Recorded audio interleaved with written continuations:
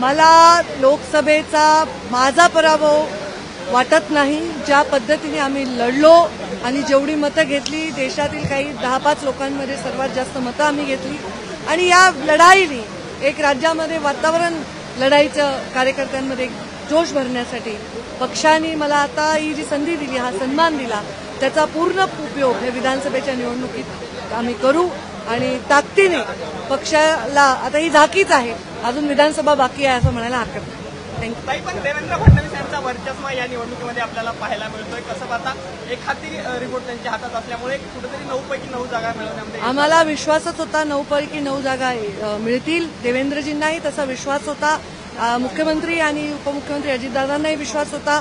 एकजुटीने महायुती लढलेली आहे आणि महायुतीने करून दाखवलेला आहे आणि ही मला वाटतं एक पूर्वतयारी आमची पुढच्या निवडणुकीची विधानसभेची। थँक्यू।